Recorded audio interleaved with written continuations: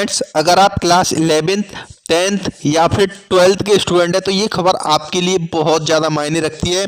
MP board 10वीं और 12वीं परीक्षा में और क्लास 11th की परीक्षा में बहुत बड़े बदलाव करने जा रहा है। यानी फ्रेंड, आप क्या होता था, अगर 10वीं में आप 2 विषय में फेल हो जाते थे तो आपको सप्लीमेंट्री का एग्जाम देना पड़ता था, और 12वीं में अगर आप एक सब्जेक्ट में फेल हो जाते थे तब आपको सप्लीमेंट्री का एग्जाम देना पड़ता था। लेकिन यहाँ पर एमपी बोर्ड अब सप्लीमेंट्री एग्जाम को खत्म करने जा रहा है।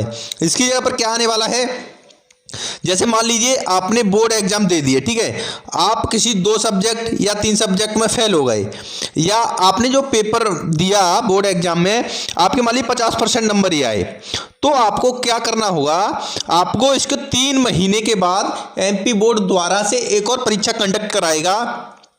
आप चाहते हो उस 3 महीने बाद दूसरी परीक्षा को देना तो आप दे सकते हो। हालांकि उसका जो उसकी फीस रहेगी वो आपको द्वारा से देनी पड़ेगी, यानी एग्जामिनेशन शुल्क रहेगा वो आपको द्वारा से देना पड़ेगा। जैसे मान लीजिए आपने क्लास 12th में हो, आपने जो मार्च में एग्जाम होंगे उसमें 5 सब्जेक्ट के पेपर दे दिए, आपके 3 सब्जेक्ट में अच्छे नंबर आ गए, लेकिन 2 नंबर में, एक में 50 नंबर आए, एक में 40 नंबर आए, तो आप ये 2 सब्जेक्ट के द्वारा से पेपर देना चाहते हो तो 3 महीने के बाद 2 सब्जेक्ट का फॉर्म भर के आप द्वारा से पेपर दे सकते हो।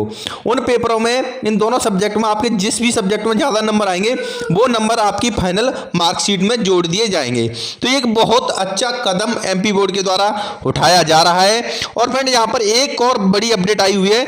जैसे मान लीजिए अगर आप क्लास 11th के स्टूडेंट हो, क्लास 11th आपने आर्ट्स से की है, और जब आप क्लास 12th में पहुंच गए तो आप चाहते हो कि आर्ट्स को छोड़कर साइंस लेना चाहते हो तो भी अब आप ले सकते हो। यहाँ पर फैसला कर लिया गया है।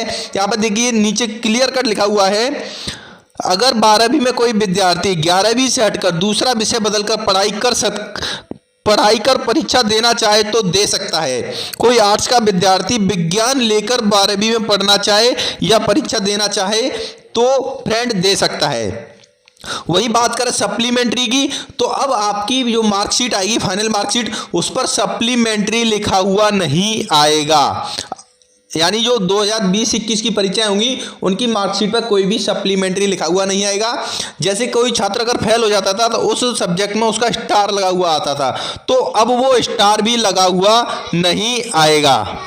यहाँ पर देखिए फ्रेंड, जो एमपी बोर्ड के अध्यक्ष राधेश्याम जुलानिया जी, इन्होंने क्या बताया है, यानी सप्लीमेंट्री की मार्कशीट से विद्यार्थी को अच्छा नहीं लगता है।